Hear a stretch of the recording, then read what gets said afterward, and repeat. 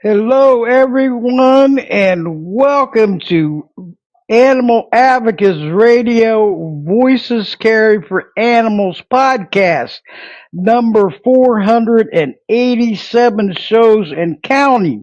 And this is just wonderful. I just loved on this podcast. And just a few minutes, and want to go over a couple of things, and we will get started, okay? But hope everyone enjoys the show and keep spreading the word out there, and we will do it. Okay, so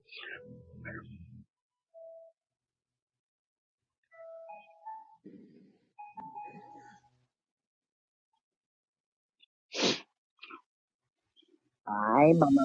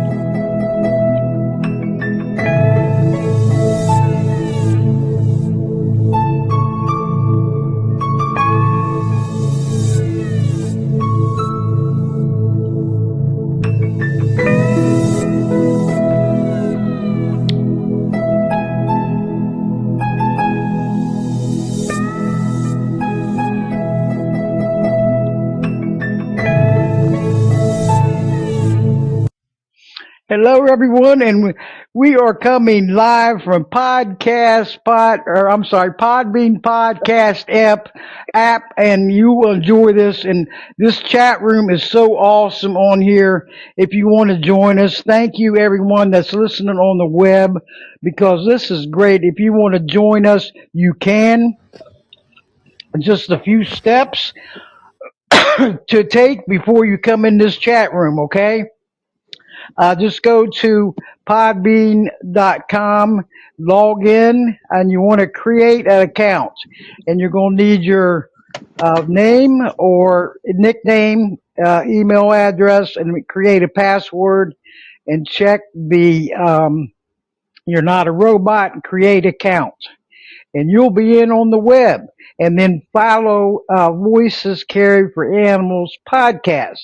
And that's Voices Carry for Animals .podbean.com. Follow and you're on the web. Then you come over to the app on Podbean app and player and download free from either Apple Store or Google Play.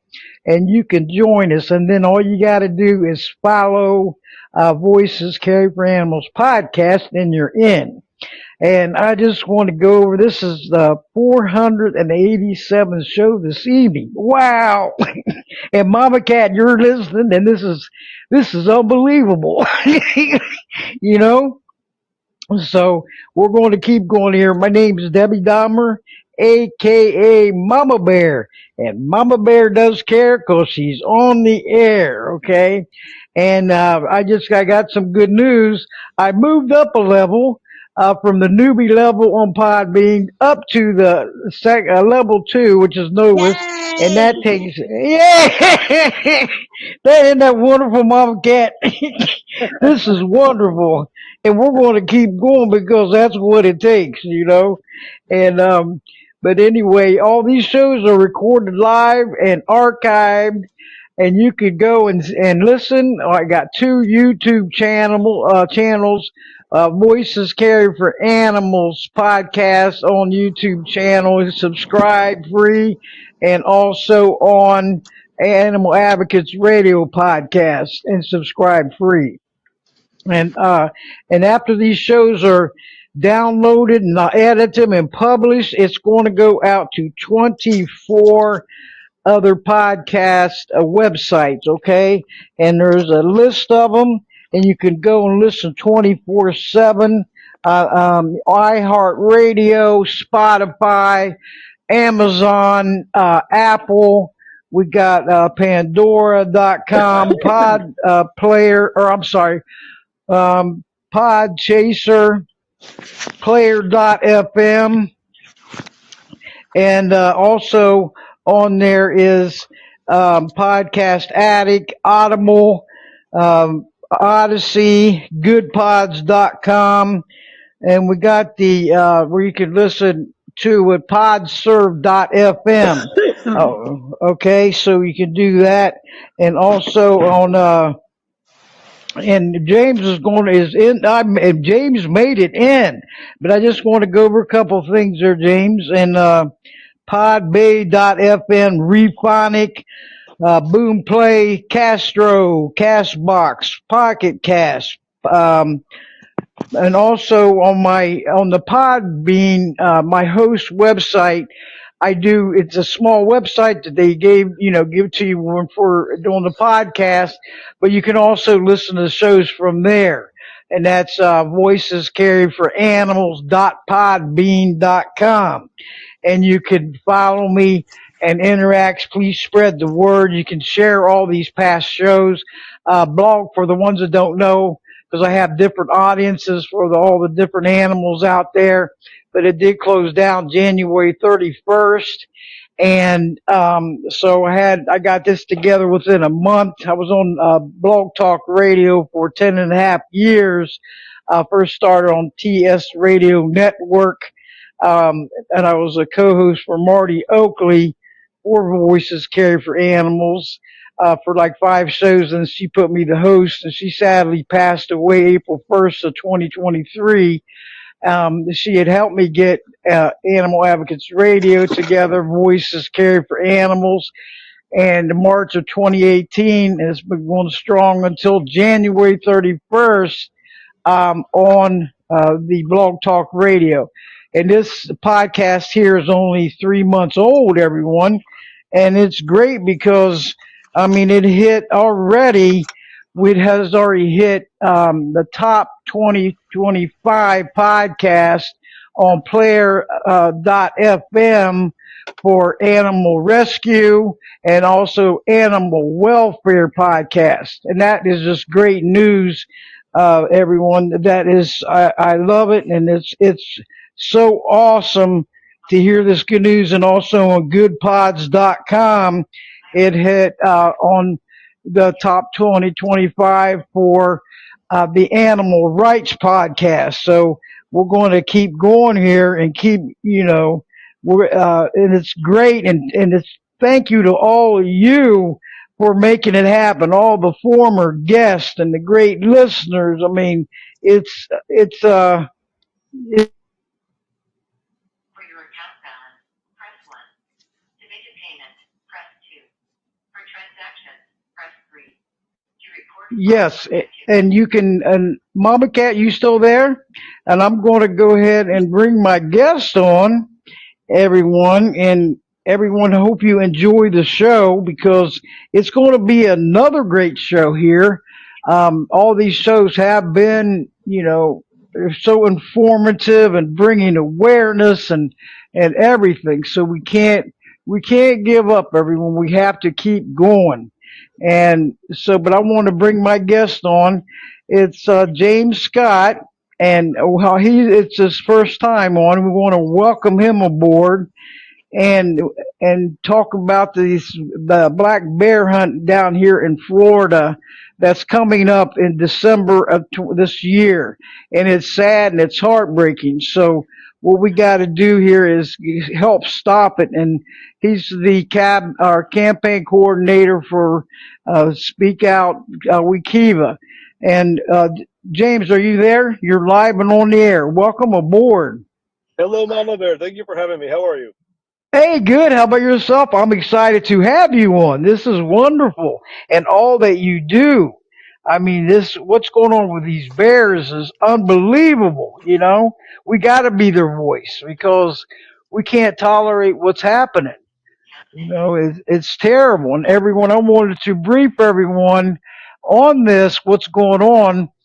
On May 21st, the FWC Commissioners voted 4-1 to change the hunting rules to have a bear hunt every year using dogs to chase kill bears, allowing baiting of bears, have no check station, allowing archery and delegating animal quota to the executive director. Public would have no input. The final FWC vote will take place in August for a December 23-day black bear hunt season. James, this is terrible. What's going on here? Why is this? I mean, it hasn't been a bear hunt in what 10 years down here, and it's so cruel and inhumane. But go ahead and tell the audience what's going on so far. You're live and on the air. All right, thank you for having me. So, just last night, I listened to one of my colleagues. She was on your show a couple weeks ago, Kate McFall with Humane Yes, World. And yes. because I didn't want to be redundant here tonight, because there's a lot of details to this, and and am I hearing music in the background? I Yeah, apologize. there's hold on a second. Hold on I a have a second, hearing okay? impairment. And I Yeah, let me want to let me see if see what's going on here. Yeah, yeah. Hold on one second. I don't know what's. Is there somebody in the background have music on? it's great music, by the way. Yeah. It's very jazzy. It's yeah. Somebody. I'm trying to find out what's going on here because I can't. I don't know why. I think on my end, I see there's three of us with mics on, voices, Yeah. and Is it? Patricia and myself. Yeah. Is there anybody in the background that has music on? I think it's Patricia. That's what I see Is on my it? phone. That's what I see on my phone. Patricia is the Hold only one on. with. Let me. Oh, Okay, there oh, we there we go. go. Thank you. Oh, we found her. You know, it was my mother. Thank you, AKA Patricia. Moose. Yes, yes. You had music in the background from the phone or something. But I knew it was on this end, you know. I I appreciate that. wasn't on this end. No problem. And I was like, whoa, something's going on here.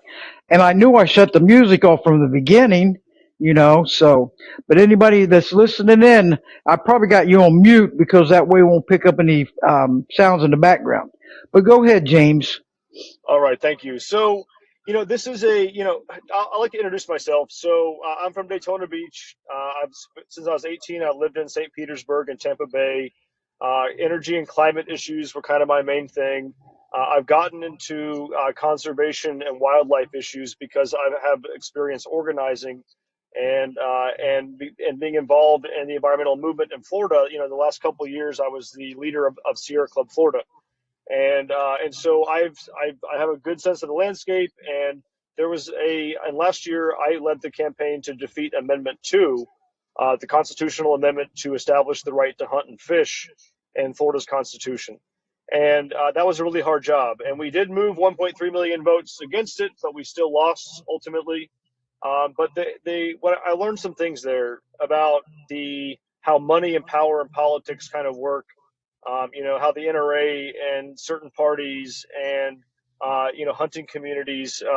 There's a lot of factions and power struggles, and so it was a very politicized issue. Hunting and fishing was, and Florida's special. And a lot of our people love the environment and clean air and clean water, but they also have regressive views on some of the things that people like you and I believe in.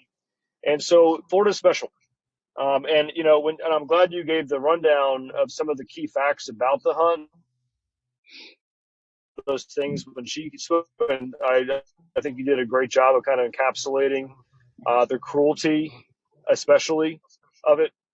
I've got a fact sheet in front of me that I've been working on that we're looking to um, push out widely and use as a campaign tool that I think is going to go a long way to helping people understand what's happening here. I also don't want to be a boring academic and rattle off key facts and fascinating figures about what's going on. So, so Mama Bear, do you want to hear some of those facts, or do you want to talk kind of about more about the money or the power, the politics of land and animals and water in Florida? What do you want to talk about? Hey, it's up to you because they're all important. You know, the facts of it, how we can get everyone else to get involved. On my website, I don't know if you've seen it yet, but I got a petition on there from the bear defenders and the one protest, the advocacy group, for everybody to check out. You can subscribe free to my website, voicescarryforanimals.com, and it asks you to call Governor Ron DeSantis and ask him to please stop the bear hunt, okay? Because these bears need our help. We are their only hope, James, to get this thing stopped, you know, and it needs stopped from, you know, like before, 10 years ago. So all of us, we are strength in numbers, power in numbers. You know, we have to work together as a team. And it's so important because these bears need to live in freedom, not fear, okay? Or traumatized. And all the mama bears out there. And you know me, James, my nickname is Mama Bear, so I stand up for all animals, but I'm staying up for all my bear friends and family members, you know? So I'm being their voice, and I'm going to be a strong one, you know? That's what it takes. And I Yep. got to tell you, if you had asked me a year ago if I'd be, or like even 6 months ago, if I'd be working on, maybe 6 months ago, but a year ago, if I'd be working on bears, I would thought that was very unlikely. And I got to tell you, this is a really important issue. It's much bigger than the bears. And when I listened to your podcast for the first time last night, which I apologize for just now listening to your podcast, but I heard one good episode. And when I heard Thank you. Your name was Mama Bear, I laughed out loud. I was like, yes, this is these are my people. That's true. Yep, and Kate McFall was the state director for Humane World for Animals on a couple of weeks ago, and we discussed the black bear hunt. You know, I would welcome her back because she's been on several times, and she had brought you up that day, and I said, well, I'll try to get hold of them for the show, but I think you had something planned or something. But and then yeah, and it was another great show, and I know this is going to be a great show, you know. So, but thanks for tuning in. You know, spread the word, and the more of us come together, the faster the change is out there, right? If we think about it, yep. Yeah, yep. And I would, because again, like I can go into the details, and maybe there'll be questions that ask, because like it's a lot of what they're doing is really wrong. But I like part of my struggle as a campaign organizer is to really understand the big things. What are the stakes? What's really at stake here? And on this issue, it's not just the bears, which this is complete BS. The way they're talking about the science and the cruelty aspects, this really is. They should be ashamed of themselves on a high level. Um, but it's about wildlife management and the public's trust. And then you have the detailed. People are upset about hounding and baiting, and certain and archery, other aspects of the rules. And so, being able to tether the really important pieces of this to the really tedious pieces to this, and to help folks engage effectively, especially with such an opaque and unaccountable commission that has so much money and power. This is the FWC is, I believe it's the only wildlife commission in America. I think Kate said this. And by the way, Kate's a mentor of mine. And there are, our commission is in the Constitution, and it's got a lot of power. And it's also, relatively unaccountable.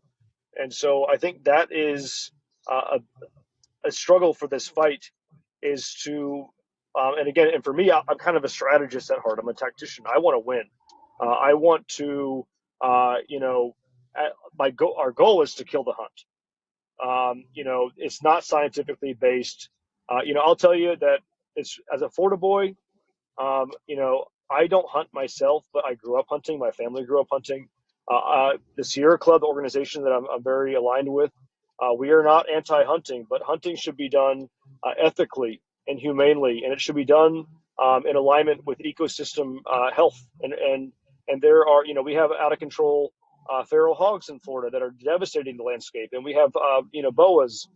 There are populations that need to be managed, and hunting is, even though I'm not a huge fan, you know, and I make some enemies sometimes saying this, so hunting in Florida, if you're going to get anywhere, you know, my position is like is pretty moderate. Almost my position is almost woke. Um, and so for us to engage on this issue, how do we break through a commission that was all appointed by Governor DeSantis? These are all folks, they're land developers, they're big donors to the Republican Party. You know, these are folks that are in a very high level elite ideological bubble. And so for us to change what they do with their power on the commission, we have to be very innovative. And I'd say that on one side, you know, you have the multicultural aspect of Florida that it struggles to get together. You have a lot of progressives, but the black community and the white community and the Hispanic community, the progressives that have a lot of shared ideas don't work well together all the time statewide. And then you have that group, and then you have a lot of moderate or conservative kind of leaning folks. And we need to build a coalition of people. An issue like this, most Floridians don't want to bear hunt. So the question we have to ask ourselves is, how do we build a critical mass to get something done in Florida? And because this is the FWC and because they don't listen to public comment, we have to be very strategic and how we get them to change their minds. And because this is all about privatizing the bear hunt. And I think Kate might have alluded to this, but you know, there's a whole separate system in this bear hunt rule thing where large elite landowners will be able to qualify for their own tags, and the working class hunters, and I see the humanity in the working class hunters. These are guys that grew up hunting, and families and gals, mostly guys, but gals as well, who were raised in the culture of hunting and respect, you know, the hunt and respecting, you know, when you harvest an animal, you use all of its part and you be humane about it. And again, folks don't always agree with hunting, but that's how it's done down here by a lot of good people. And I believe the majority of Florida hunters actually think like that. And bear hunting is about waste. It's about trophies. It's about money. It's not about harvesting. It's not about sustenance. And it also happens to be anti-science because these poor guys were almost extinct, and the population that was originally 11,500 is only back to like 4,000 or so. So there's no justification. There's no ethical use, and I think this kind of goes to a larger fracture in Florida between, you have the left and the right, but you also have the rich and the poor. And Florida is very income inequality in Florida is very real, and a lot of hunters and a lot of working class folks that we don't always agree with on issues like this also don't like the rich hunters and the developers and the land barons who are scorching the landscape across our state for money to build neighborhoods and towns and roads. And so I think that, and I'm going to make a point here and hand it back to you to see what you think. I think that people like us in Florida, in the bear hunt as a flashpoint issue, this is an opportunity, I think, for people like us to ally with ethical hunters who don't think that hounding or archery or baiting are ethical, and who don't want to see a private lands program allow the complete trophy hunting privatization of the bear hunting system, which is the Trojan horse that's baked into this. So I think building coalitions with folks that we don't often agree with, the bears, I think, are an opportunity for us to do that. What do you think about that, Debbie? You know, with all this going on, you know, with the trophy hunt, I'm not a fan of trophy hunting at all. Okay. Trophy hunting is horrific, and nobody. Yes, it is terrible. An animal wall on your head. The idea of having an animal's head on your wall, I think that makes you a broken human. And because killing an animal for food, that's one thing, but trophy hunting is a special kind of bad person, in my opinion. Yes, and I agree with you. I mean, if I see that, I've hardly ever seen that on anybody's wall that I know. But when I did see, it's like, are they for real? You know, I mean, it's like, why? That was innocent animal, defenseless animal out living its life, surviving, and then it ends up getting killed, put on the wall. You know, And it's terrible because I am not, like I said, I'm not a fan of trophy hunting at all. And I remember one of my friends up in Ohio, her husband, he had a deer head on his wall, and then he had taken, and had a picture of it in his back of his pickup truck. And I was so upset. I had to say something, on this picture. I was like, why? I mean, what do you get out of it? It's terrible. Why don't you? Your pictures with your wife is a lot better. I mean, this is ugly picture. You think? I mean, if And you think about it, and they got upset about it, But I don't. I spoke my mind, I have and a I hold on. wasn't there when he did it, but I seen pictures, and I was like, oh, it just upset me so bad, And it's like I'd rather not see that. Right? I mean, So terrible. I want to share a similar or a adjacent story. My grandma back on the East Coast. I was there for Christmas Eve, and we went to the neighbor's house who have always known the neighbors. I've never been in their home before, and my grandma warned me, and we went into the den. It was a beautiful like furniture and like food, and it was Christmas Eve. We had prosecco, but there was like imagine your worst case scenario of being in a room with a really rich person that had every kind of animal possible. There was lions and moose and bears and gazelles and like there was dozens of and I got to tell you and part of what I for me working in this space, I had a mentor years ago that instilled in me that the importance of asking why. So why does this man um, want to do this. And I think it's important, especially in our fractured political times, where a lot of people have gone completely off the rails on both sides. Obviously, you know what side I lean toward, but a lot of people have gone off the rails. And what makes a grown man think that? What does it give him? And I think that is a I'll tell you, at the beginning of the May meeting at the FWC in Ocala, there was a prayer, which I'll tell you, I don't think that it's appropriate to have religious prayers to Jesus or Allah or anybody in a government meeting. However, there was a prayer, and the preacher or the pastor, the fella, did give a very great, short, sweet prayer, but he mentioned man's dominion over nature. And that and I ended up using that in my public comment like hours later, that with because that is a biblical concept that I think is very real.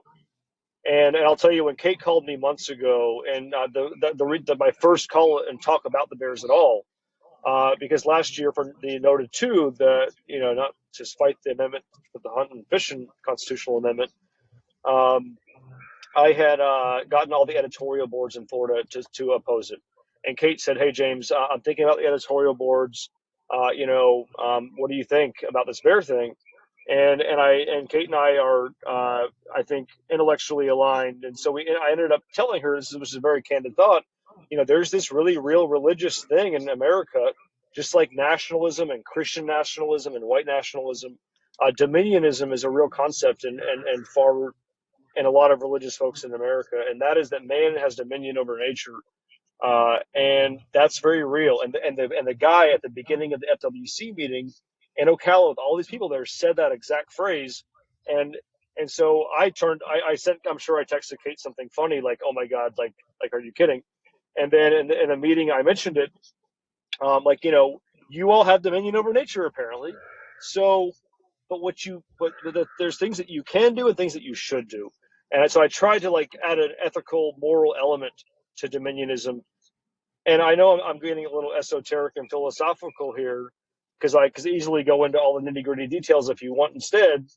But I think that bigger question of, these people believe in that, the saying from the 80s, greed is good. Yeah. And I think that there's this extractive, macho mentality that, um, and I think that a lot of asshole men, forgive me if I'm being inappropriate in your podcast, but a lot of jerks who weren't hugged enough when they were growing up, and they are they want power for its own sake. They want money for its own sake. They want tokens of privilege, like trophy hunts, like a bear head on their wall, because they have a void to fill. And I know I got really off the rails on you, but that's the kind of things that when I work in Florida, I want to communicate with people who we can't win this without hunters, and most hunters don't want baiting and hounding, and or at least maybe it's not quite a majority. A lot of hunters don't want baiting and hounding. A lot of hunters don't want the rich people taking over the bear permits if it were so to happen. And I think that people like me in my role, trying to build coalitions and change outcomes in a situation like this, it's important. At least I feel the responsibility to try to understand these people, the good ones and the bad ones. Right. Yeah. The best way is to communicate, with them, and Yes. just, just like with dog fighting. I mean, make it 360, but these dogs are trained to kill the other dog or hurt him real bad, and there's people in the background, and it's over greed again, right? And there's this disease going through just by doing these shows, James. I call them greed bullies. It's all about me, me, me, and nobody else. Okay, it's about my pockets and my profits. I don't care how the animals feel, and they feel pain just like we do. They're just like us. They eat, they sleep, they walk, everything, but they speak another language. And if everyone would open their heart to them and give them that chance, the bond is beautiful. Give them that chance. And with all this education and these shows given, just like you're bringing awareness, a lot of people don't know what's going on behind the closed doors, behind the scenes, how these animals are really treated, and it's terrible. I wish I could say, oh, these just are minor problems, but they're massive problems. And I look at it and I want to give Adam Shugowski a big shout out because he's coming on the show in 2 weeks, July 24th there, James, if you want to join us. Because everyone out there, if you are a follower of Voices Carry for Animals podcast on the app, you will get alerted that the show's starting up. Click join and you can come right in the chat room, okay? But you have to have an account set up on the web with Podbean and follow Voices Carry for Animals podcast. But giving him a shout out, and we're going to bring up the bears and also, how they get the dogs to chase and kill the deers down here. This is terrible. That's getting them frightened, traumatized, and look at them. And the mama bears, if they're killed, they leave their cubs. And we as humans know, I mean, thank God that I have my mother and my father passed away years ago, but when you lose your mother out there, it's sad. And especially if you're a child or a teenager or even at any age. And these mama bears need to be around their cubs, and they need that choice of, hey, we're all on this earth temporarily, including all the animals, so we got to make the best of it. And with you and with bear defenders and also one protest advocacy. I mean, they're doing everything they can to make it better for these bears, because without us, they have no hope to carry on, right? Or any of them. We have to be their voice, and we have to be strong ones and do what's right. Have their rights granted, not ignored. Abuse and neglect is running wild out there. Okay, it's running high. It's overwhelming. And I seen the protest, with it was May 17th, I believe. I was passing it along and is sharing it and trying to get attention to more residents in Florida. It's teamwork all the way, right? I mean, you cannot do it alone. I can't do it alone. And with all these, what's going on, a 23-day hunt, and it's scary because I would hate to, see to even hear anything with dogs getting trained to attack these bears and kill them, that it is, I mean, vicious. It's cruel. And why do they deserve it? They're just living, they're trying to survive on this earth like all of the rest of us. Let them live in freedom, because they're not called. I mean, I've never seen a bear in front of me, but I look at the pictures and all the. I mean, there's some great pictures. Everyone that's out there about these black bears, and they deserve to live in freedom, away from fear and anxiety, and be with their families. We love to be with our families out there, and share moments and share good times, and they're living free out in the wild, and it's not easy living out in the wild. I mean, you look at all the wild animals out there that's living. It's not, they go through all these weather conditions, and, they got to search for food and water and everything. And then hit all this heat. And I mean, up north, it's all the winter, the coldness, the snow, the ice. So it's not easy for any of them.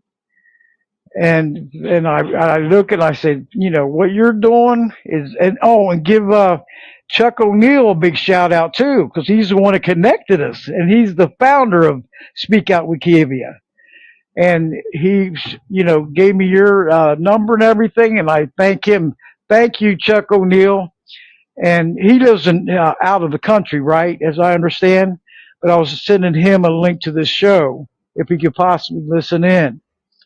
And I wish he could, but if he can't, he can always go back and listen to it, right? I sent it to him, but I know he's a busy man. Oh, I bet he is. I mean, I could just imagine. But I remember contacting him on Facebook, and then he responded real quick, and then gave me your name and number. And I was like, this is great, This is the beauty of having an organizer on the beat and a wildlife warrior. Chuck and I work together very well, and that's what he does. He's like, oh, James, here's this thing over here. Don't do that. I said, okay. Yep. And I know you're hardworking, and you're relentless. You got to be, because don't give up. Because if we give up, then we automatically lose, and that's not happening. So can I ask you a question? Of course. Actually, two questions. The first one is, where do you live? Where's home for you? Oh, I'm in Florida. I don't want to say it over here because I have problems with cyber bullies, okay, and a couple of death threats. Totally. Okay, so I have to protect myself. And to the ones who threaten me, go get a life. So I have to protect myself. Because I go after the profits and all kind of stuff. So I'll just say South Florida. How's that? That makes me like you even more. Yep. I have very few enemies. Yep. Hey, we have to do that, Chuck. You know what I mean, James? Because if we don't, then guess what? There's a lot of right-wing psychos, and again, also left-wing psychos, but the violent ones on the right, like, let's be honest, a lot of the folks, and maybe that's not fair, but the gun community, the hunting community, the NRA community, going after Amendment 2, which, by the way, this is not that. I support the Second Amendment. I realize that how the Supreme Court's interpreted, whatever. Most Floridians support hunting, they support fishing, they support guns, and I do too. To a level, and that's really where this discourse goes: is what are the limits? What is good for the public and our personal responsibilities and rights, and the public safety and rights, and these are conflicting things sometimes that we have to balance, and Florida can be a little bit wackadoodle about how we do that. But despite the people that are violent and want to cause harm and chaos, there are a lot of people in the middle in Florida. I believe when you look at the people that voted for in the presidential election, and I don't want to pull a Joe Rogan and give you all a bad statistic, but I think it was 90 some million voted for Trump and 80 some million voted for Kamala, and we're not going to debate what actually the numbers really were, but like a similar number didn't vote. A lot of Americans don't vote. They don't pay attention. They're so worn out by the issues. And a lot of people in Florida, I'm a native Floridian, and I've studied Florida history, and I know Florida. I love Florida a lot. But a lot of our people are checked out. They don't read the mainstream news. They read one news or the other. They're in ideological bubbles, and the fact is that these ultra wealthy interests have captured Florida's government. And it's paving over the land, and it's pumping and polluting, and it's killing our plants and our animals. And people like me who are politically active, I'm 37. I really care. Like, I want to see a Florida. I still want there to be panthers and manatees and bobcats and otters and bears when I'm gone. And that's and so it's a power struggle and power. And I think you said something earlier about hearts and minds or something like that. How do you speak to people's hearts? And I think that's the question I would like to propose to you is, as a Floridian, I feel like I'm often hopping between bubbles. And I really think that how do people like you and I, who I think by and large have similar desires in terms of ethics and law and policy, but how do we reach people who probably would side with us if only we could find a simplistic, easy way to share our idea? How do we build bridges and coalitions? Because our foes, the powerful ones behind the scenes, they work all of us like a fiddle. And there are people on the center and the right who I think we could coalesce with and fight for the same. And this bear hunt is an example. How do we build partnerships and relationships across the proverbial aisle to achieve our aims? I'm sure you've got a lot of guests, and so what wisdom do you have for me? Tell me what to do. What I do is, besides this podcast, I go out and multitask and help out wherever I can, and with 487 shows, so I just had my 11th year anniversary for my podcast last week. So what I try to do is when I'm explaining on this podcast is say, hey, we all got to work together. No matter if you're white, black, Democrat, Republican, gay, straight, whatever, we're all as one voice. Okay. I see a lot of this on social media, especially Facebook, where they're going at it, James. I mean, at it. You drank too much Kool-Aid, did this and that. And I said, I do not want any kind of politics on any of my timeline on X, on Facebook, LinkedIn, because it's wasting time. You're sitting there arguing with strangers, most likely. You and me both. Yeah, and it's zero accomplishments. It's not getting nowhere. It's like everyone come this way, I tell them, because when I accept friends wherever or file, coming in, I don't say, hey, are you white, black, Democrat, Republican, independent, gay, straight? No, everybody's in there, okay? And I don't discriminate. I do not political discriminate. There's Democrat, Republicans throughout family, neighbors, friends, whatever. And I said, we all have to, work together and listen to what these podcasts, and if you only listen to them, okay, and not take that action, it's the same as not listening to it. You got me? So you're not moving in the right direction with us because we can't do it alone, James. There's no way. We need team players. We need active. Yes. Do you ever listen to podcasts with people who disagree with you, or do you ever have guests who disagree with you? You know what? I've been doing all these shows, and none of them have disagreed with me. It's a good one.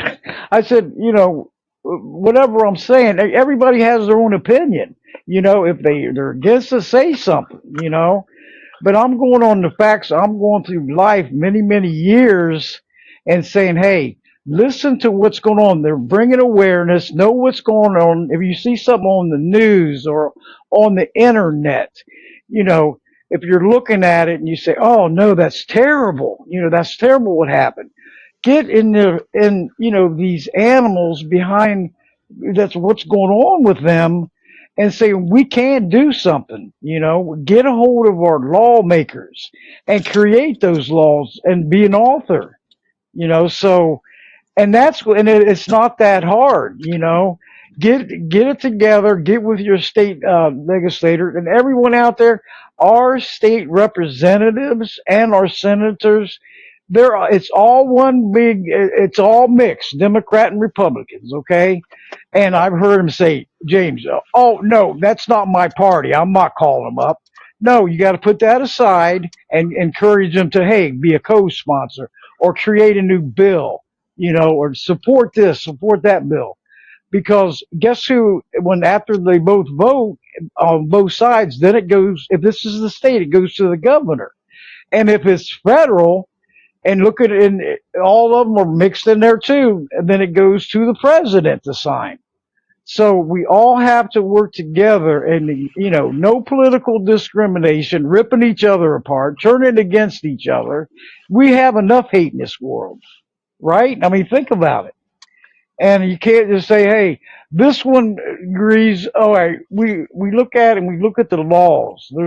There was 19 laws, federal last year, for the animals, all different laws, Safe Act, I mean, the Soaring Act, all of them never made it to the House floor to vote or the Senate.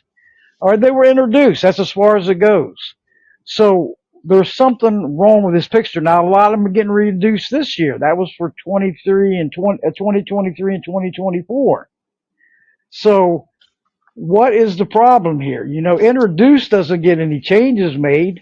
And this stuff's been going on for year after year, decade after decade. A lot of these issues. Like the bear hunt hasn't been, 10 years? I remember having Adam on the show on TS Radio Network.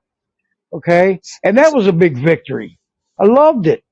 But I can't take credit. It's a human chain reaction to take action, right? Think But about it. Debbie, can I say something that you might not like? I don't care. Go ahead.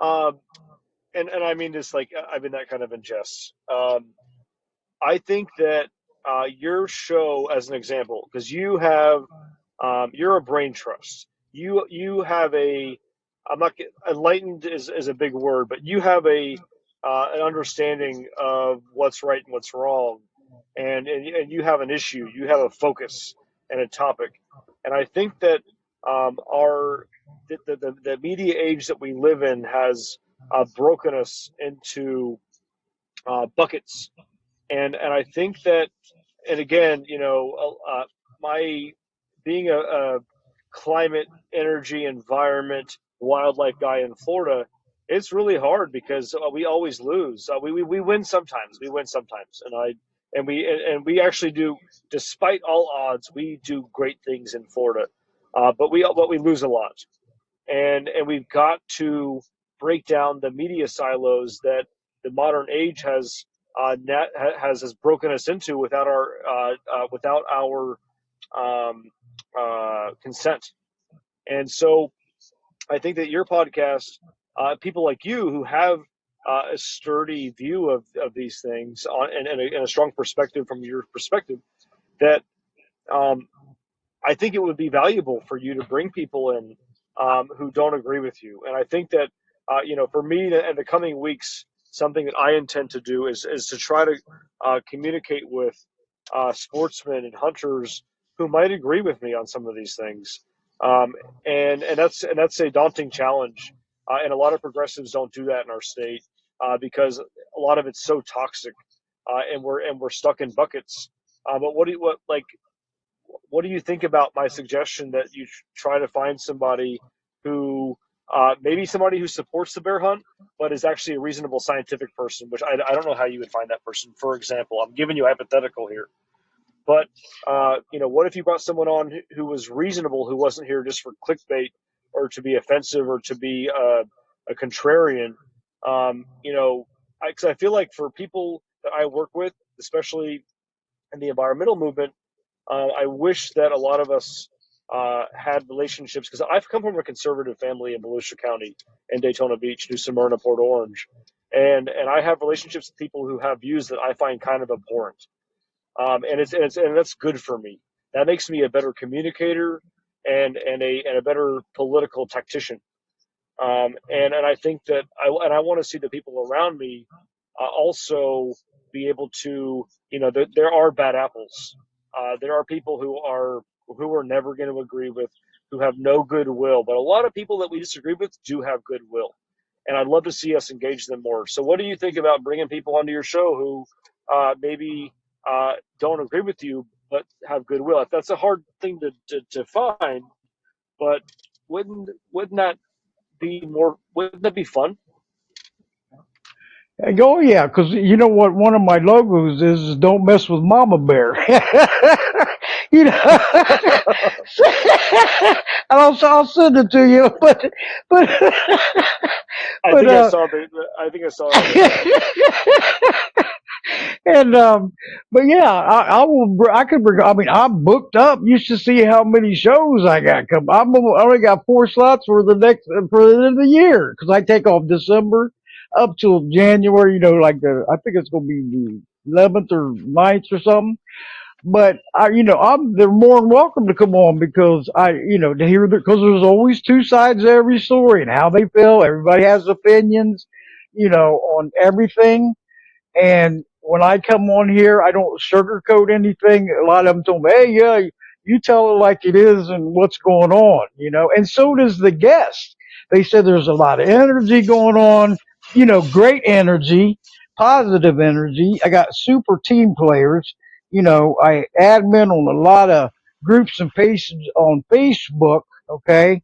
I hardly ever have any problems there. Like I said, I had a couple of death threats, but that's been taken care of. But I still have to protect myself, because it's a dangerous world out there. It's not it's not a joke. I mean, we can't say, "Oh, it's a beautiful world out there." No, it's not. It's wonderful. No, we got issues to solve. Okay, and when each one of us, and we're not all like at all. And so we are going to have, speak out, and that's what our voices and action is. We can talk, talk, talk, be all talk, no action, and get nowhere, okay? We have to be all action, less talk, right? If you think about it. That's what it takes. Because if we don't, it's going to be the same problems and issues. Yep. So Debbie, is that a commitment to bring on somebody with different views? Of course, I could do that. Because I would love, I want to see our people do that. And you're such a nice lady. I can hear it in your voice. I never met you, and I know that you don't just have a big heart, but you're smart and you're grounded. And I feel like there's not many of us. A lot of people like us, not like us. Because I try to be a calm, grounded person in the space. A lot of people that share our values are freaking out on Facebook and making asses of themselves on the internet and engaging in toxic discourse. And I think that civil discourse, not ginned up by the algorithms and the things that make us most upset and engage. I think that conversations like this really are critical, and I think that we need to have this.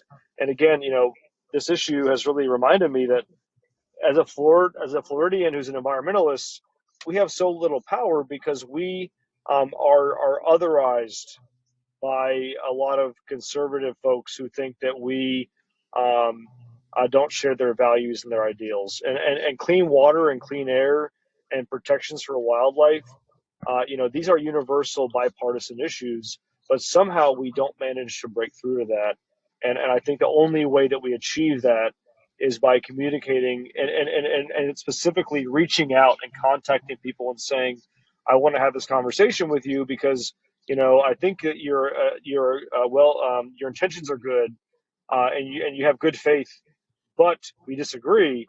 And I think that there's some of us out there who can start to rebuild these bridges that have been torched by the modern media age. Oh yeah, the media will do it too, I mean, if you look at the news and whether it's on the internet and they try to persuade people to go their way and not have it to have, hey, I feel this way. That's what we all got to do. because to get somewhere, encourage them. Hey, your voice matters. I don't make anybody change their mind or anything. That's what these shows are for, to bring the awareness, the education, prevention. A lot of them do not know what's going on out behind the scenes out there, how these animals are really treated. And a lot of them were abused and neglected, exploited, and all these greed bullies out there. I've had so many shows where all this greed, it's a worldwide disease that's contagious, okay? And it's sickening. It's like they don't care. They treat animals as property, and they're not property. They're living animal beings, and they live on this earth just, trying to survive just like we do. And that's coming from all angles. And this greed out there is sickening. I mean, look at this economy. The inflation is so high. And we can't take the money with us when we die, or can we? Don't knock on the tomb and say, hey, I got some more money for you, or the vase. No. We have to think about our lives. Every money makes the world go round, but it's not going to, after we die, forget it. I mean, when we're all going to go down that road and there's no set age, death does not discriminate. So we 0 to 100 get hit, and we have no clue what our future brings. And neither do these animals. They deserve to live on this earth peacefully and have their rights granted, live away from fear and anxiety, and with the ones that's sitting there and they can't leave them alone. James, if you see my Facebook newsfeed or on X or LinkedIn, it is overwhelming. I mean, it's sickening what's going on. I seen trophy hunting with elephants, okay? And they're sitting there in front of it, big smiles on their face, or giraffes or rhinos. What is so good about that? It's like, what is going on? And then I was going through X, and there was one with a bear. That a guy killed a bear and was in front of us, just smiling away, like, hey, he just hit the $1 million lottery. Hey, so It's like, no, can I make a no, point? yeah, of course, So I know that I was trying to encourage. I was trying to get a conversation around working with and collaborating with people that we don't agree with. There's something that I wanted to pull up and discuss, and if you bear with me 1 second, because yeah, of course. there's a topic on this issue, on the bear issue, that I think is a good time to discuss, and I am pulling it up. Okay, so one of the big things about the hunt, because I my master's program, Florida Studies, was about race, class, and gender, and geography, and understanding the things that unite us and separate us. And I find that the class is often one of the biggest things, and you see that in the income inequality in America, and so in the hunting community, because the fact is the FWC is beholden to hunters, and there's this like really unique political, powerful, money driven dynamic there, because you have the majority of the people that are hunters are working class, but the rich hunters own these big tracts of land, and they get to hunt more animals than the regular guy does. So there's this weird tension between the elite and the working class hunters in Florida. To point out, and I want to see if you have any thoughts about this, is that You mean? I'm sorry. Go ahead. no, I want to hear your question. Yeah, you're talking about the rich hunters, and then there's the elite hunters, right? In Florida, that's all over the place.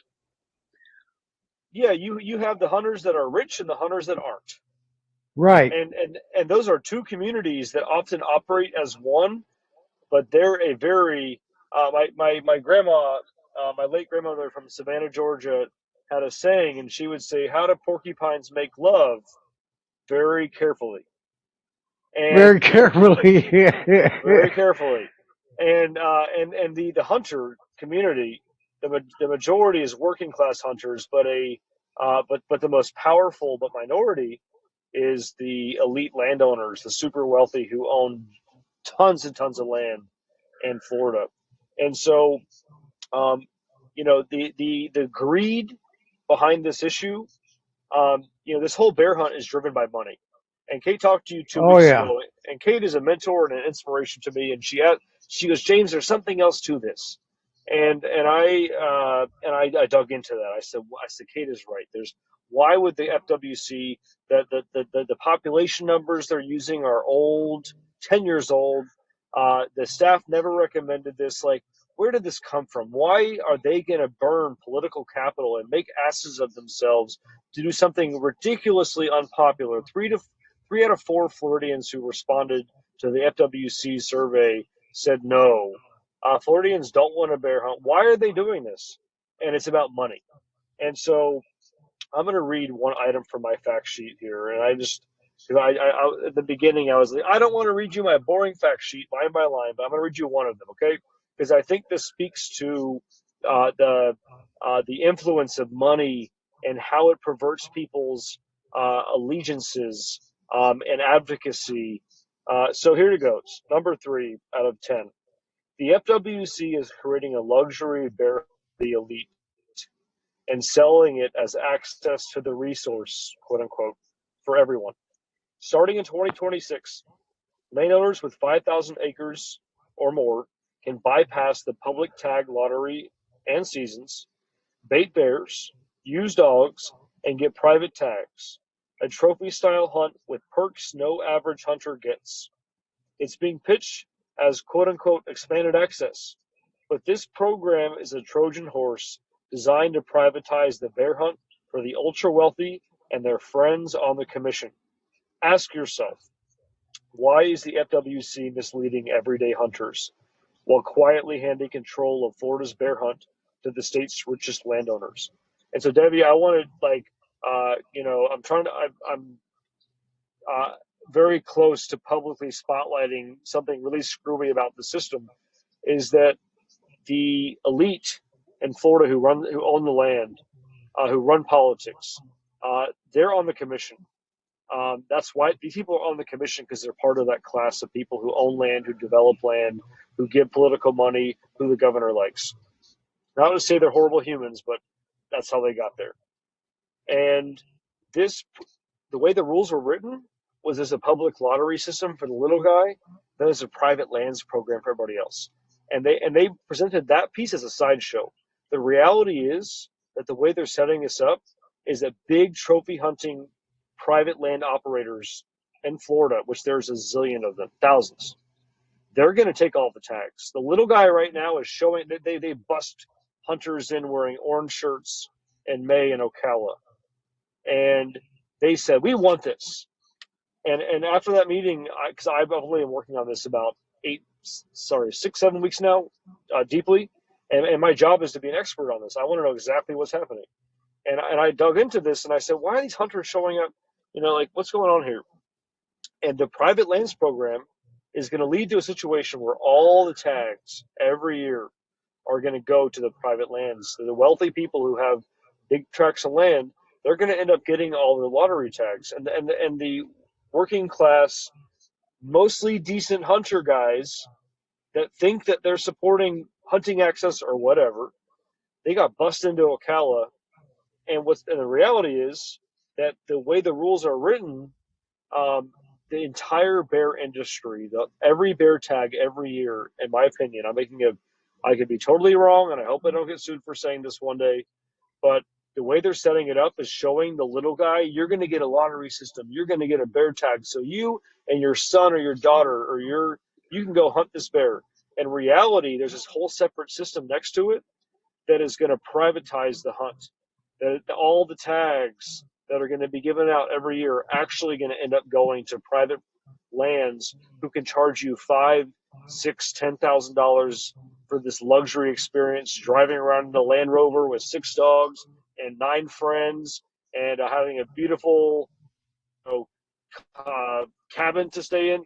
These are luxury experiences, and that is actually what this system is doing, and that's why they're being so audacious in defying the numbers, defying the staff. This is a totally BS justification for the hunt, and the poor staff were directed to reverse engineer justification, and so this is a rich guy poor guy issue, and I think it's in our interest to point out that the Florida's elite are duping us again to build more, to extract more, and to mislead us more. That's a lot. I apologize if I just went on a whole rant. No, you're fine. All this stuff's important because a lot of us don't really know about all this, you know? And then bringing it out and letting people know is, hey, the best knowledge right there so they can look at it and say, this is what's really going on. And we all know it's about money. They can never get enough, you know? Look at the millionaires. They never get enough. They want to become billionaires. The billionaires want to become trillionaires. And guess what? It's going to come to an end one day when that big D word hits them, death. You know, so if you're comfortable living, hey, enjoy it because that's what it takes. You know, I know I'll never be rich any time in my lifetime, and it doesn't bother me. I accept that, you know, so, but there are all these greed bullies out there. They can never get enough. It's all about me, me, me. Hit them where the pocket is, you know. And I would argue that point, there are, and again, I grew up, my family, we own 2 feed stores. I grew up, I'm driving a pickup truck today. I drove a pickup truck growing up.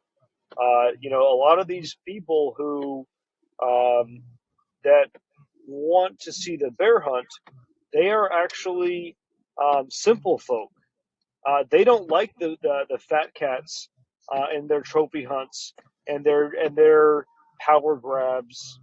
You know, a lot of the people that we often don't align with, we actually do align with, and for me, in terms of innovation in Florida politics and coalition building and winning on important issues, I think that we've got to figure out how do we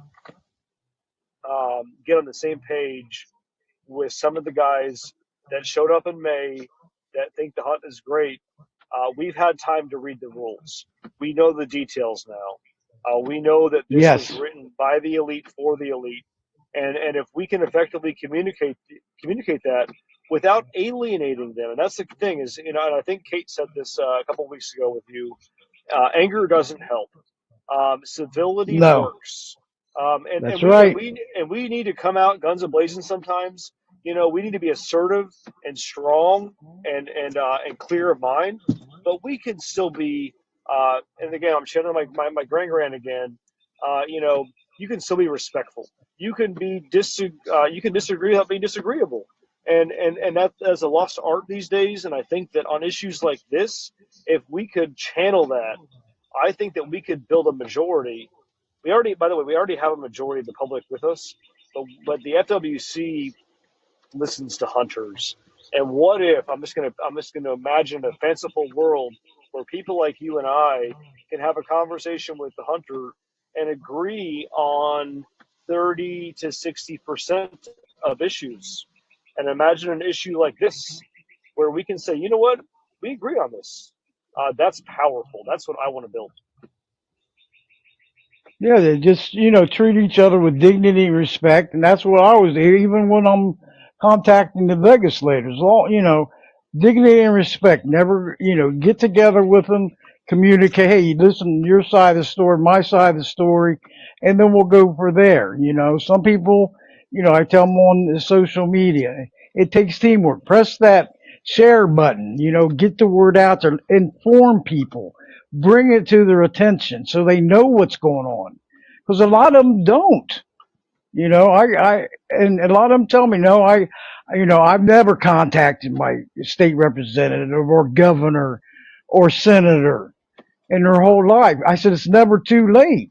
Unless you die, that's when it's too late, right? You could be 80, 90 years old, never contacted any of them or had a conversation. but and you use that time, you know. and can I add to that? I think that that those of us that really care deeply about these issues, that it is it's not that hard to build a rapport with a legislator staff. If you call regularly or you send feedback, you send substantive information, whether it's your city council member, your county commissioner, your state representative, your state senator, your governor, your legislative, your agricultural commissioner, your attorney general, like uh, some of those higher levels are harder, but your state senator and rep, you can you can become a resource to them. You can share information with them and opinions with them. Engaging with your elected democracy is not dead in America, and that is, as a Sierra Club, we always get outspent, but we always have more numbers. And you said this earlier, our numbers, that is our power, and I think that for us to be able to leverage that effectively um, is kind of the name of the game. That's right, power in numbers, you know, everyone out there. And James, you ready to take some calls? We're going to run over the hour if you don't mind, because this is great. This is another great show tonight, everyone. And keep pressing that like button. I moved up a level from a newbie level up to pro or a novice. Share this show and get the word out there, please. Because I got a super team going on, and I'm so proud of them. You know that we all work together, help multitask. I mean, I multitask, help stop elder abuse. I mean, through all the animals, whatever I can reach. But James, go ahead and give your website out and audience so you can, you know, you can always go back to these shows, get this information. But go ahead and give your website out and your Facebook page, and that way, you know, then we can. And I got it also as soon as I get this edited after the show and published. All the links is going to be on there also, so it'll be there. But go ahead, James, and give your website. And if anybody has any questions or comments for James, on your bottom right hand side, there is a mic icon or a phone icon. Okay, whether you're listening from the um, your laptop or your phone, tablet, iPad, whatever, and then alert me that you want to come on air. Okay, and then just try to have no noises in the background. Radios, TVs, conversations. You're more than welcome to come on board. And but if you have any comments or questions, I'm gonna have James give his website and Facebook page out and everything. And thanks to everyone that's joining in on this chat room. Okay, I got some new ones coming in. That's great. Keep spreading the word. You can share this show right from the chat room. The ones that's everyone that's listening from the web, Podbean web. Thank you for tuning in. Get a hold of me, and I can show you how to come over, cross over, and get on the Podbean podcast app, and you can enter the chat room. Okay, but there's a few easy steps to take, and Aloha's entering. Thank you, Aloha, for showing up, and also Darla. Thank you, Darla, and Mama Cat. And Destiny, just for Destiny, a former guest. So I love when these guests keep coming back and join us and multitask. You're welcome in here anytime. But James, go ahead and give your website out and your Facebook page. Go right ahead. Okay, so I think this is my first time. I've been on radio and TV. I think this is my first podcast, and I am ashamed that I do not have a Facebook. I think tomorrow Chuck is going to say, James, you should have given my Facebook. I don't have one. Hey, but I can tell them. I can tell them. Okay, but Yeah, it's no problem at all. Because I was sharing it on my comments when I was, posting the promo. I put your website and your Facebook page oh, and you're the everything. best. Can you? Yep. Well, so I know you mentioned Speak Up Wekiva. Chuck O'Neill is a real strong thought leader in this space, and he has two organizations, and it's kind of confusing. It's Speak Up for Wildlife and Speak Up Wekiva. I'm technically working with him through Speak Up for Wildlife, And so I would ask that if anybody would like to see our main website on this topic, it is speakupforwildlife.com. If you would be so generous as to contribute to the campaign, the contact us link would help us do that. And I will tell you all that in the coming days, there is going to be a social media blitz. There is going to be an active burst of energy and communication on this topic. It hasn't happened yet. And as I told you earlier, I'm not a social media savvy guy, but people around me are. And so that website alone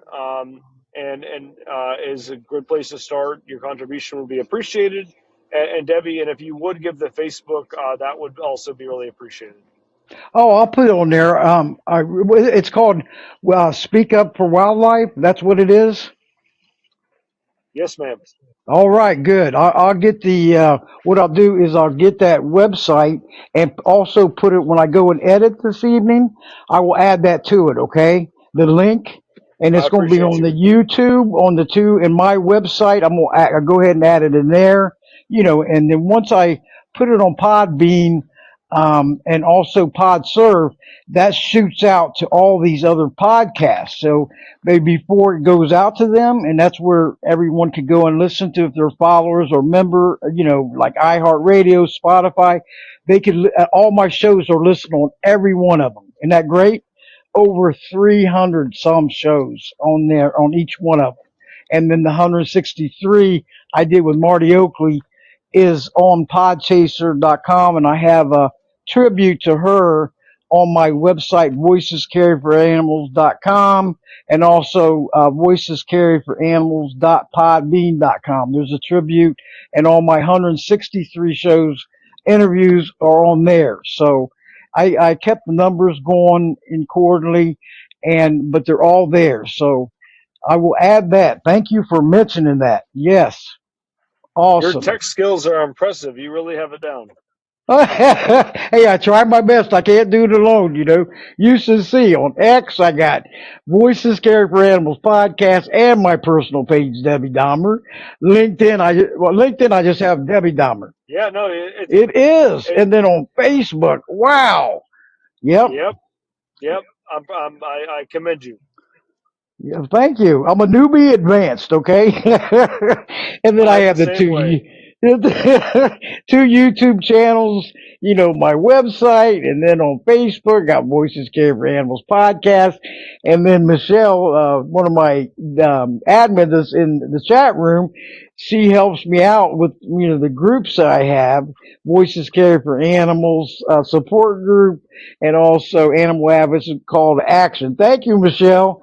I hope you're going to call in. She's great. She's out there working hard, because I can't be there all the time, so we want to keep the members going and keep the information in there, because that's what it takes, plus this website. But at least once I edit it this evening, it's going to hit, all these 24 other Podbean. Once I start from there, and then all these other platforms for podcasts, it's going to hit all of them. So I don't have to enter all my podcasts separately. That's a plus, because that would take me a whole day or, a whole weekend or something. But yeah, I'll definitely put that in there. But anybody want to speak to James Scott, the campaign Debbie. coordinator? Yeah, go right ahead. You're Debbie. live and on the air. Yeah, Yes. this is Pina. How are you? Hey, Pina, how are you? Hello. This I'm is doing great. good. How are you, This James? I'm well. Good to hear your voice. Well, I'm sorry.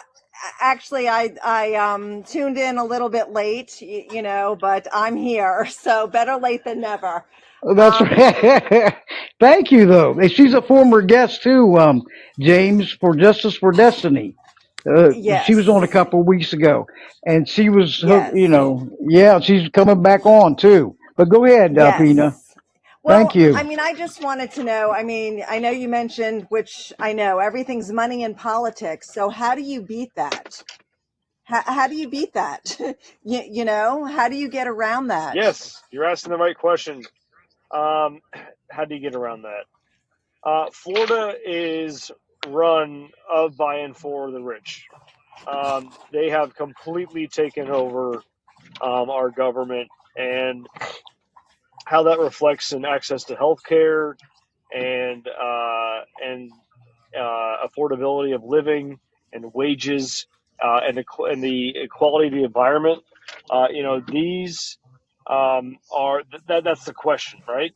And I think that and it's just and I wish I could say, oh, like I have a very simple answer. Like it's you just got to do 1, 2, and 3. No, I know it's not. I know it's not simple. You And know, and so so I would say it's hard to beat. and I would say that I would say it goes back. Okay, I'm gonna say two things. One is I was challenging Debbie to invite guests that don't agree with her, who also happen to have good faith debates. I think that we have to start to communicate with people who care about the same issues that we care about, but that we don't agree with. Like that's a whole bucket of people, but a big chunk of that bucket are reasonable people. They just don't talk to people like us. And so I would say that in terms of culturally and organizationally, that's half of it, and the other half is political. And um, you know, we have a very gerrymandered, politically broken system in Florida, and so most Floridians, for example, believe in clean water and clean air. Like we mostly vote for wildlife corridor, Florida forever, whatever. We there's a majority of us, but because of the systems that are in place and frankly the partisan system that we have in place, we are divided, and I think that and the only way that we get to that, which again, like this sounds like eat your broccoli and your spinach and go to bed at 7. Like I feel like this is like really boring advice or guidance, but I feel like we need to um, uh, the way to fight the forces that divide us is to force ourselves to engage in conversations with people that we don't agree with and that make us uncomfortable. And that's a really boring, hard answer, but we don't do things because they're easy. We do them because they're hard, kind of thing.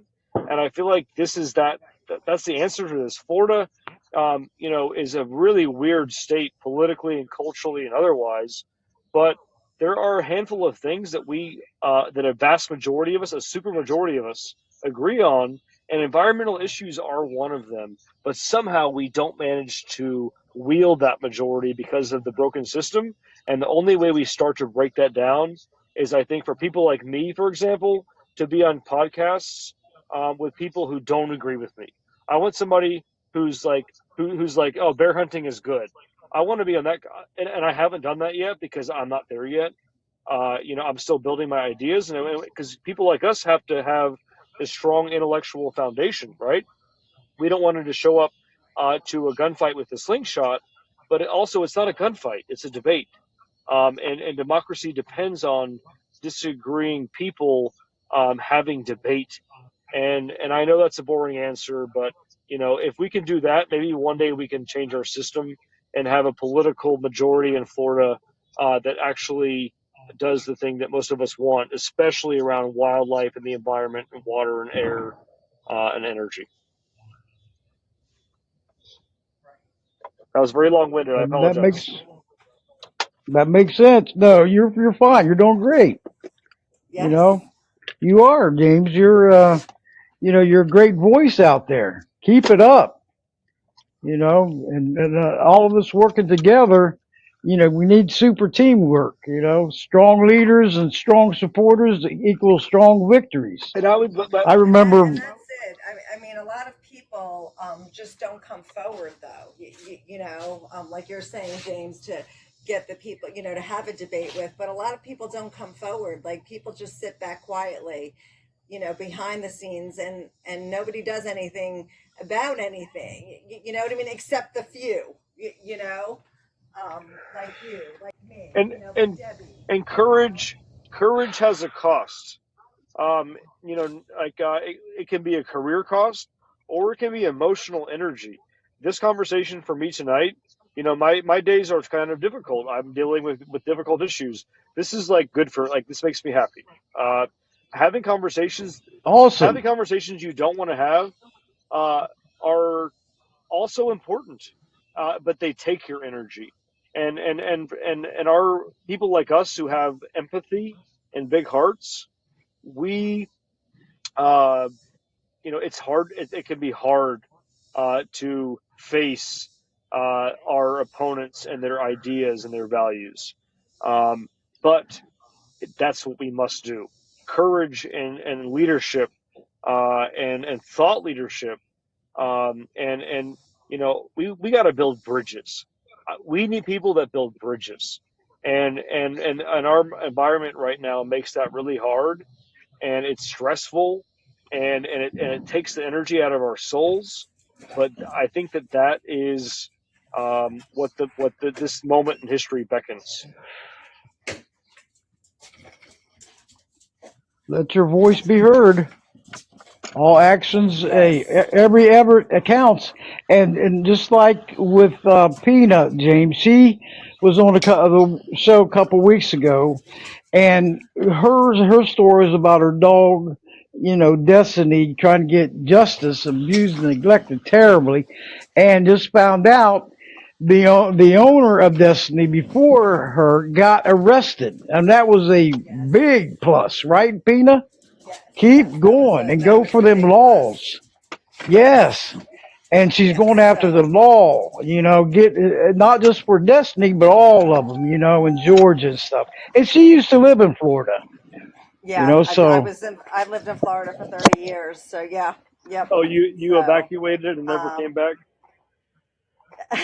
well, I evacuated 3 years ago, and I never came back yet. So, but actually, I'm coming back for a few days. Actually, in a couple weeks. So I'll be in Florida in a couple weeks. So, because my daughter and my mom are there, so I have to visit.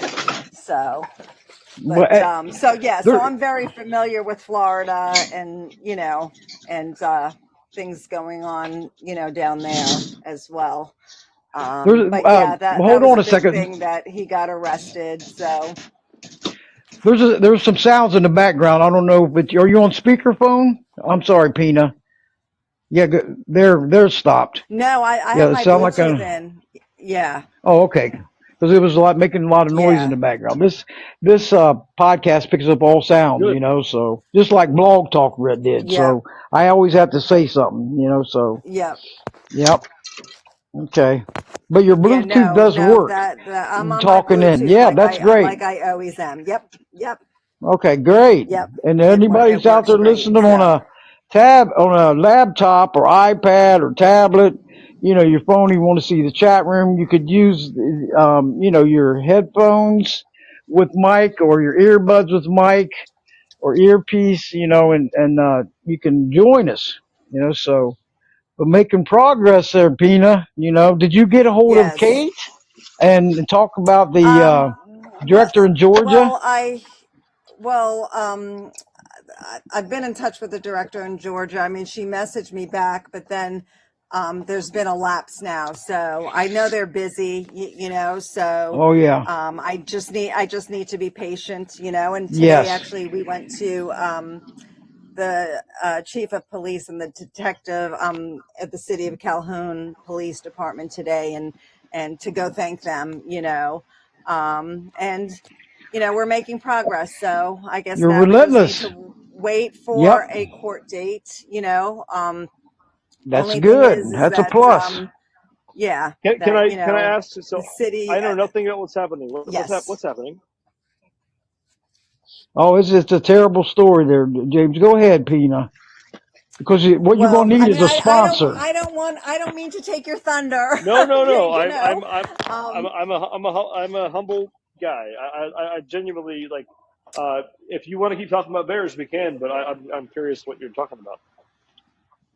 well, Destiny was a dog that was abused and neglected for many years. She was malnourished. I mean, she was heartworm positive. She had a huge tumor the size of a melon hanging in between her legs. She was just severely, I mean, dental disease, you name it. So she was rescued, and then we decided to foster her for 2 weeks. So the rescue got her out. We got her the next day. And within 2 days, we decided we were adopting her. We're like, there's no way that we're letting this dog go, you know. So to make a long story short, we got her. I mean, her tumor kept oozing and bleeding. You know, it wouldn't stop. She was scheduled for surgery March 6th. We couldn't wait till March 6th because on March 2nd, we had to rush her to an emergency vet in Tennessee. And, you know, to see if they could stop the bleeding. They couldn't stop the bleeding. So they said that we could wait in the mornings when our surgeons come in, see if they'll do the surgery. So that's exactly what happened. She had the surgery on March 3rd. So we got her home, we picked her up, she was doing fine. Whoa! What is that? I'm sorry. What's that noise? Sound like a car going by, I guess. Yeah. Are you outside? It wasn't Hey, me. No, hey, that no, was it me. wasn't That was me. me. That was It was me. someone That was else. me. Oh, that Okay. Yeah, that Some wasn't me. somebody believes that having a loud car makes them be cool, and I apologize for that sound. I know. So I'm like, that wasn't Please me. continue. Please continue. That's a. They could go. So I'm sorry. no, that's okay. So then, you know, we got her home, and of course, you know, and I'm just telling you a quick version. And, you know, taking care of her. I mean, she was starving. We would feed her. She would gorge her food, you know, until a couple days, you know, after she would get used to being fed regularly, you know. But after the surgery, about 10 days later, I mean, she started to hemorrhage again. So we ended up taking her to 2 vets, and there was nothing that they can do to stop the bleeding. And the last vet that we took her to, they had 1 unit of blood, and they didn't want to use it on her because of her condition, because, you know, she was going to end up passing away anyway. So they wanted to use it for a more healthier dog. So they gave us no choice but to euthanize the dog. And going back to like the surgery, even the doctor who did the surgery, they said that I wouldn't even do the surgery. I would just take her home, give her a couple good meals, and then just come back and euthanize her. But my husband and I, along with the rescue, said no. You know, she lived a rough life as it is. We needed to at least take that chance to give her that much, you know. Unfortunately, we only had her for 3 weeks, but in the end, she knew what love was and what it was to be cared for. And she gave love right back. You know, it's a shame that the owner, her original owner, couldn't see what a beautiful dog she really was, you know, because she was just the sweetest, most loving, caring dog. And, you know, it just amazes me that a dog could go through that abuse and still love humans. You know what I mean? Still like give back and be so loyal to you. That's what amazed me about her, because she was just a special dog. She really truly was. So so that's what happened to her. And there weren't going to be any arrests made until you know, we kept on and went to the City of Calhoun Police Department and presented them with our, you know, pictures, our information. They did an investigation, and they saw clearly that she was abused and neglected. And so they arrested the man who did this. You know, now my only question is that the animal control and the director, I feel, should be held liable too, because for 2 years, they were called out 6 times in a 2-year span and only gave them 3 warnings and didn't That's take the dog sickening. from them or anything. So that's where I have a problem with, you know. So so we just need to move forward, trying to, you know, get the laws changed and passed to get stricter laws against those who abuse and neglect animals. And that's what we're, hoping to do. But I know it's going to take a while, but we're going to just keep at it and keep going, Keep going. Don't and give up. yeah, Don't yep, give keep up, going. please. And I that, mean, and that's why I'm saying now, like, we have an arrest, so maybe we can now get media coverage to, to actually, get this out there more, that maybe that the animal director will, resign or something or step down, so that's what the hope is. So we'll see. you got to hold them accountability. That's what the thing is. Because if Yep. all that's if they didn't ignore it like they did, then Yep. you know what I'm saying? It's like, whoa, prevention. They should have been held Right. accountable.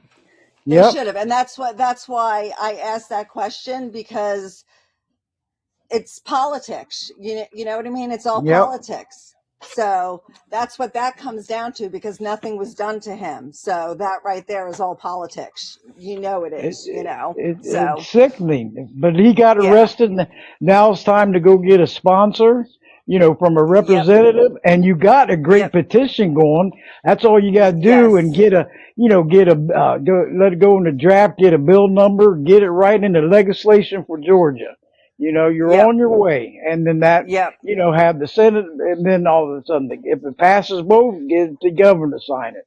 And then maybe you can work on federal. Federal's a lot harder. It's a lot more time and energy, because now you're going, through every state, federal. It's baby steps, Yep.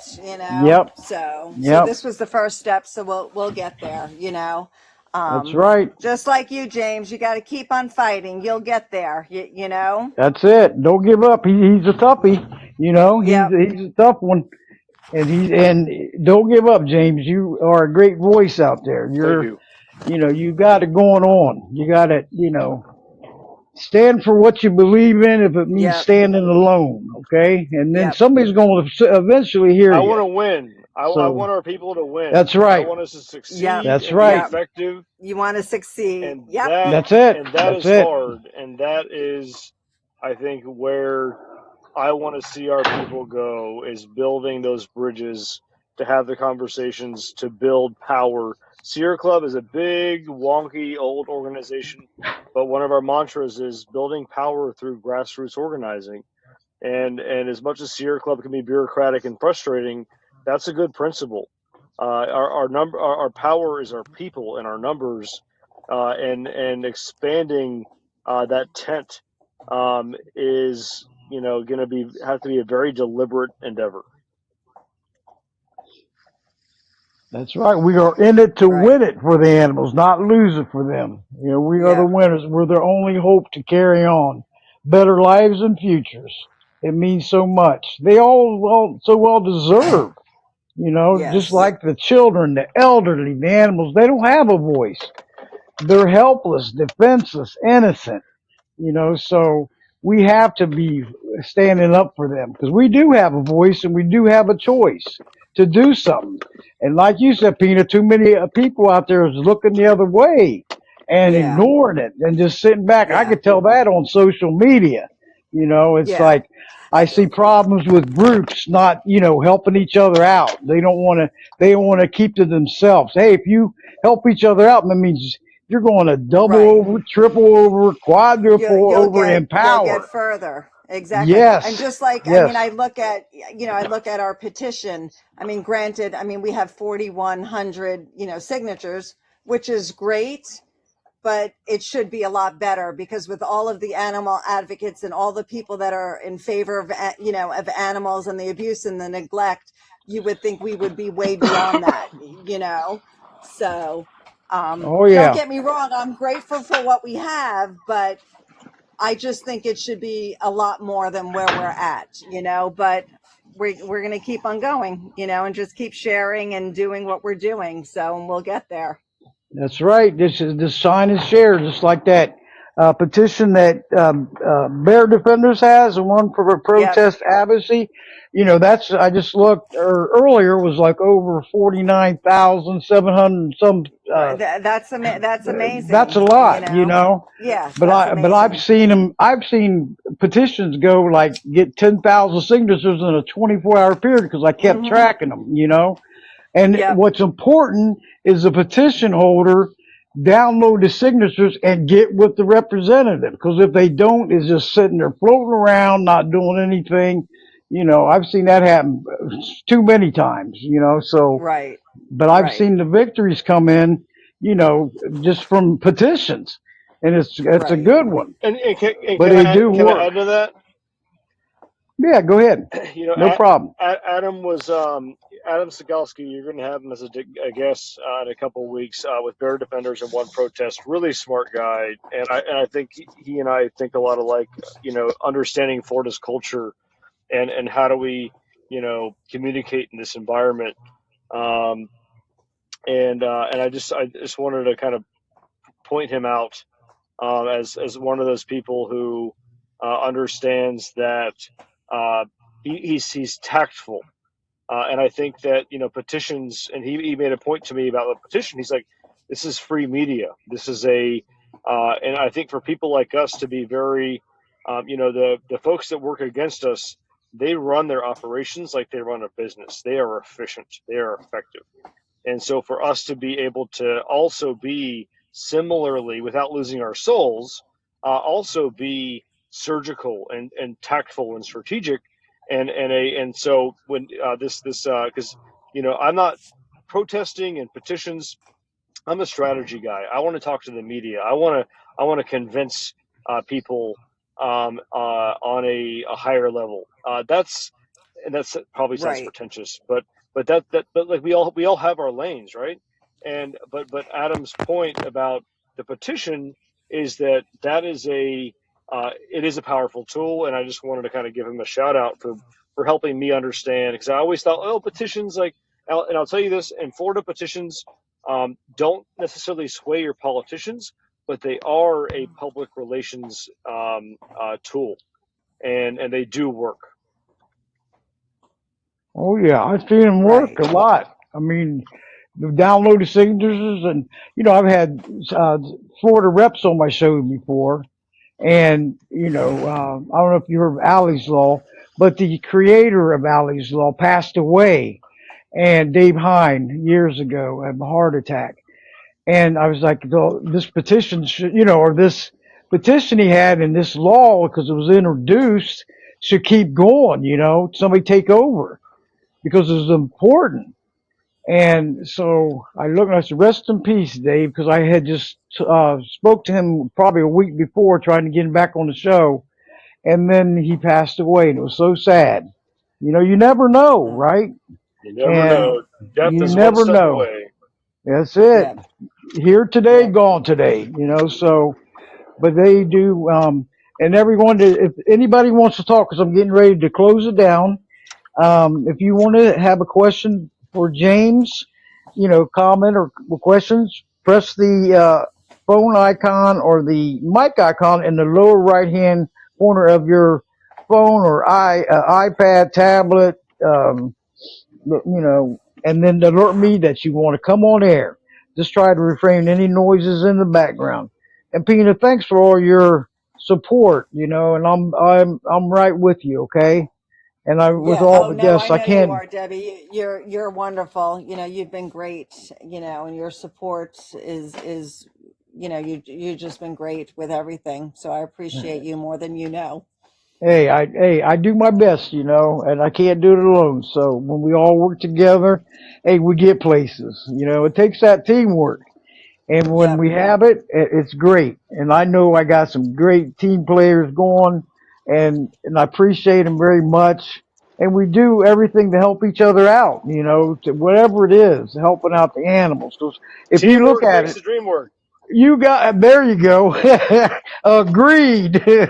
And thanks, James, for liking the show and following me and everything. That means a lot, And I'm looking forward to having you back on air. Okay, just It's been you a pleasure, already Debbie. I follow appreciate me. you. Yeah, and the next time, all you got to do is I send you that email invitation, click join, okay, and then you're in the chat room. How's that? And then Sounds you'll be good. alerted on your phone, and all followers out there, you'll be alerted on your phone when the show starts up. Click join, and you'll come into the chat room. Okay, if And, that's if you're a follower. So and that's Debbie, can I awesome. say one more thing? Of course. So next week, I'm going to make it happen next week. There's going to be a fact sheet on the bear issue. It is going to be a mea culpa, a shot across the bow. It is going to be the parameters of the debate for the bear fight. And I put a lot of work into it, so have a lot of other people. And any opportunity you have to share that Yes. fact sheet, it'll happen. I'm going to make a point. There's going to be a morning, probably next Friday. There's going to be a Okay. moment in time where we're going to have a press release and we're going to blast this out, and the media is going to catch it. People like us are going to catch it. Hunters are going to pick it to pieces, but they're going to really get upset about the privatization part of it. And there's going to be a moment in time I want to create when this fact sheet hits the internet and the public sphere. And so I can't promise when you're going to get it, but when you see it, please share it. Oh, definitely. I mean, I'll share it every Facebook page I am admin on, and the groups, and on, X and LinkedIn. It'll get out there, and I Thank you, got Debbie. connections, Mama Bear. you know. Yeah, Mama Bear. Mama Bear does care because she's on the air. So share, share, share for the Mama Bear. And I will get out there. If you want to email to me, or if you're send it on your page, I'll find it. Okay, you can alert me on a text or whatever, and I will get it out there. Deal. Okay, no problem at all. And everyone visit on Facebook, check it out. Speak Out Wekiva, and also on their website. And the other one is Speak Out for Wildlife website, right? Speak up for Or it will speak. wildlife.com. Okay, speak It up. is confusing. Okay. It's Speak Up Wekiva and it's Speak Up for Wildlife. And I would ask that you promote Speak Up for Wildlife. They're both similar, but one is a 501c3 and one is a 501c4. And for those of you that haven't done the nitty gritty political organizing, there's a big difference. And so Speak Up for Wildlife is a 501c3 nonprofit engaging in non-political activities. And so I would ask that you check out that website. There's a couple cool things on it. And if you have the means, please contribute. There you go. And I'll get it out there too. I'll make a copy and paste the website and put it all over the place. Thank you, Mama Bear. Anytime, anytime. Okay, does anybody have any questions or comments for James? We're running out of time. I'm going to be closing it down. Like I said, press the phone icon or the mic icon on the bottom of the screen. And thanks, Mom, a.k.a. Moose, for listening in. Give her support. Love you to death. She's my mom and best friend. She's tuned in. She's been listening for a long time. And she And loves her jazz. that's it. Her jazz. I was like, what is that? I enjoyed I it. know it's on the. I was like, Debbie's so sophisticated. She has jazz in the background. I'm impressed. But anyway, I'm going to be closing down, everybody. And join us next week, 7 o'clock Eastern, 6 o'clock Central, 5 o'clock Mountain, and 4 o'clock Pacific. Listen in worldwide, everyone. And our guest is coming back is Doll Stanley from In Defense of Animals, and want to welcome her back. Another great show with them. So give her your support and show up next week and see what all she has to say.